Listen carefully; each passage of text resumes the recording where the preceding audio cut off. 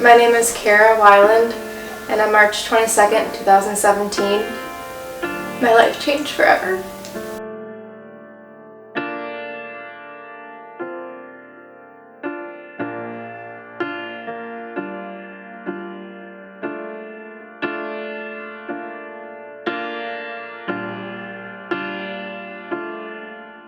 That morning I woke up and we were in the middle of remodeling the house, and Jason moved my car and it was cold outside, and I was so mad that he didn't move the car back, and he left for school and took my oldest to school, and me and my youngest, Anna, were still left at the house.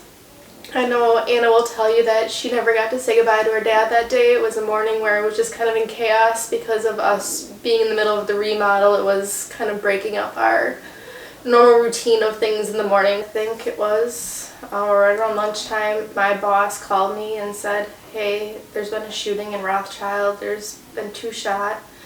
Can you please listen to the radio if anybody calls me, please make sure I get back to the office," because she was outside of the courthouse at that time at a meeting.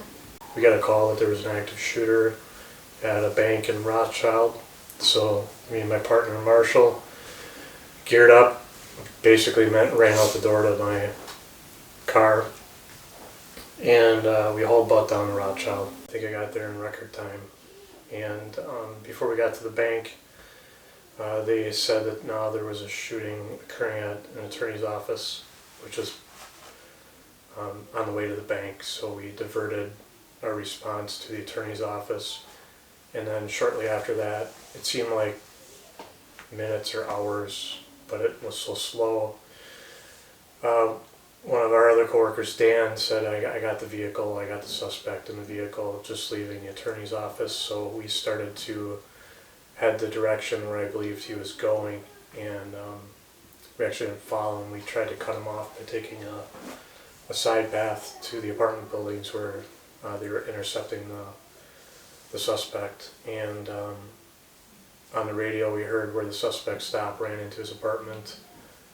Marshall and I took a back way to get to this location to set up a perimeter spot to help contain the suspect in this building.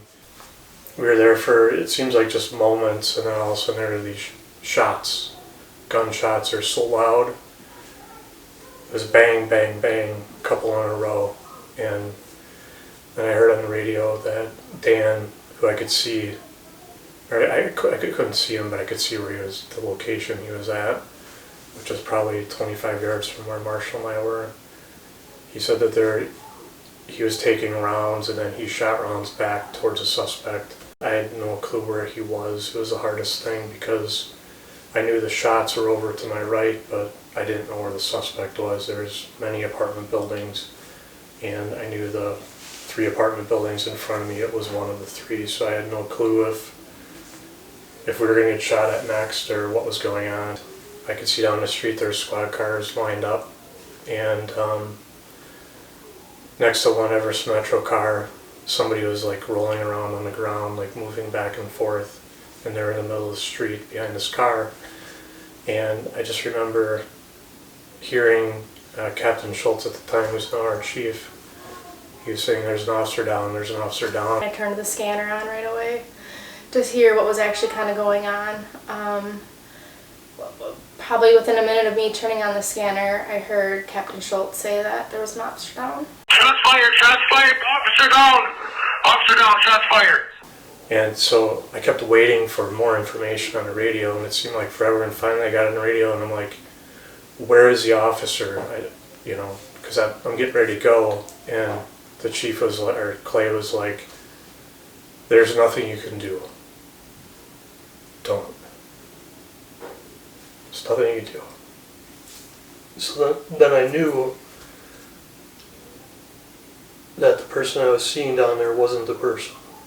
I knew somebody, it was bad.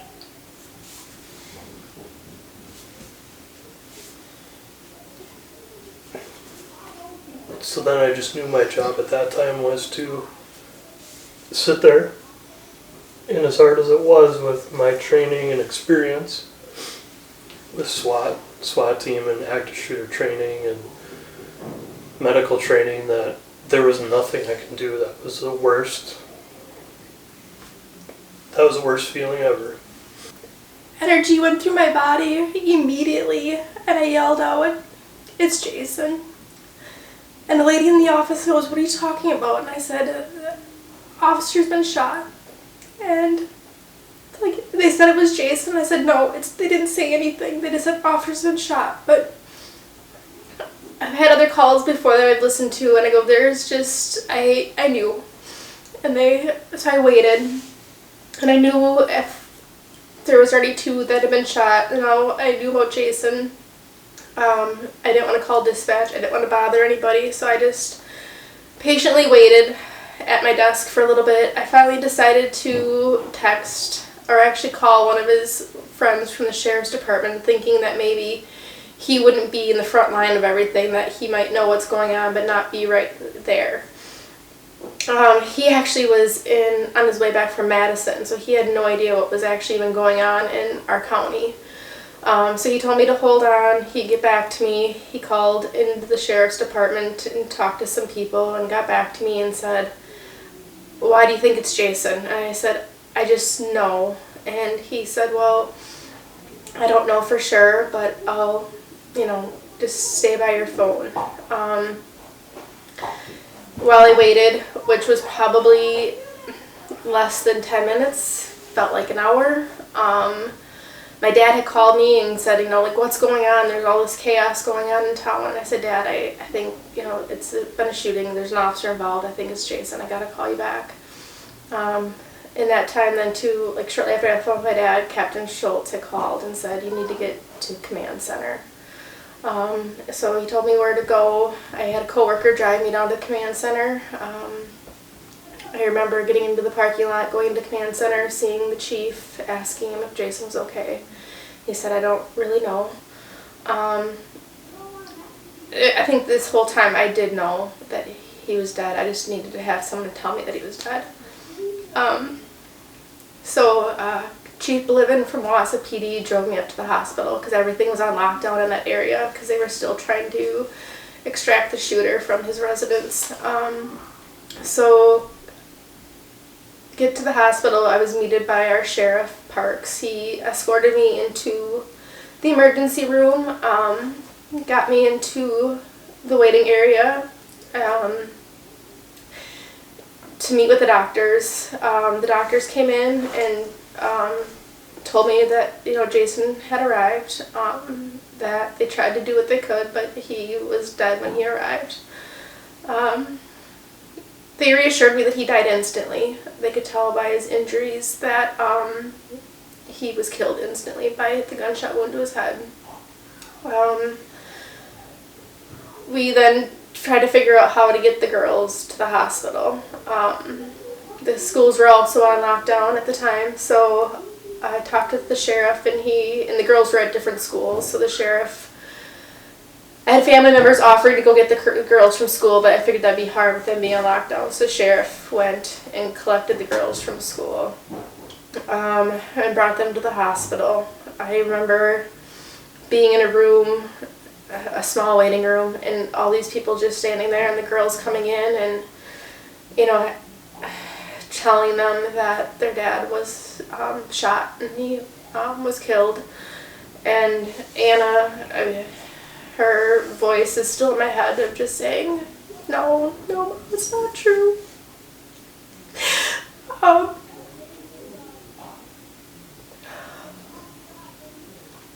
then she asked about the person who did it, and I told them that he was still alive. And I was trying to, she just wanted to know why someone who could do that could be alive. And her dad was dead. Next stop was the hospital, and seeing Jason at the hospital, seeing Karen, the girls, and everybody. And I just remember going in to see Jason in the room, and one of the agents there was like, "Yeah, he's right here, it's Jason." And I'm like, "I gotta see him." He's like, "You don't want to see him?" I'm like, "No, I gotta see him, because I gotta see it's him."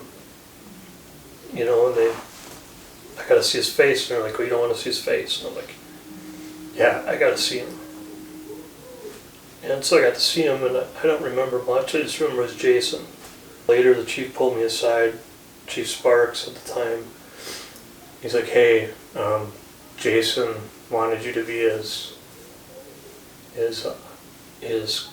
officer, his police department liaison. It's in his death packet. And I'm like, wow. I was a family liaison at Jason's wishes, which was the biggest honor I've ever had the privilege of accepting. And then it's like all we did for a year and a half.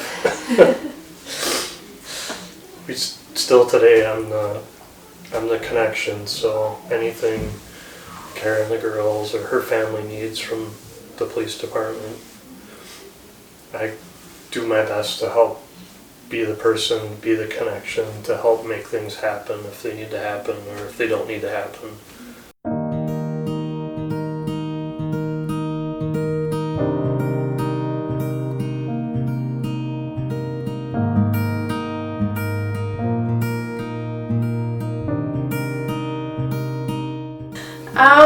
I would tell him that his daughters are amazing.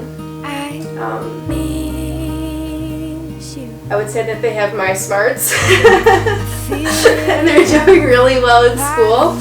I would joke with him and tell him that Ella has his singing voice, but clearly she's doing much better at American Idol than he ever would.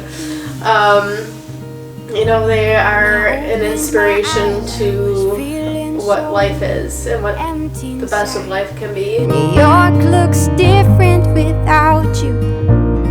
I've been walking around thinking about this distance and how I am missing, but I feel so close to you. We're making sure that he's being honored and remembered, and that his spirit is living on in all of us, and that we get to share that with everyone. Distance and how I am missing, but I feel so close to you.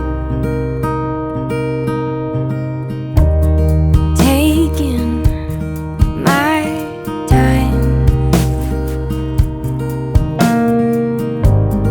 letting this river gush and be wild. It's all moving,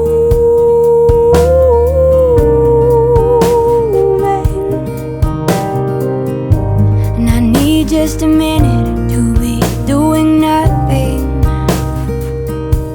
New York looks different without you. I find that all that I want to do is close my eyes, breathe and try to feel close to you. New York looks different without you. I think Jason, I've been walking around thinking he should know that Karen and the girls are doing really well. She's doing a really great job. She has tons of support. it's all moving,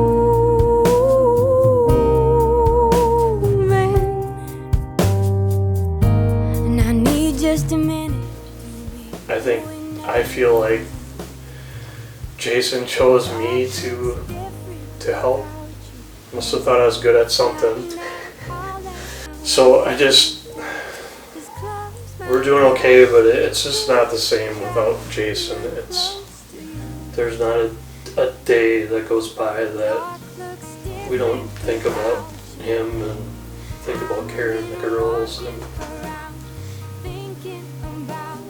we just try to focus on the positive things that came out of all this tragedy, and that's what keeps us going. And it's given us like so many new great connections to keep Jason's memory alive, and I think that's just awesome.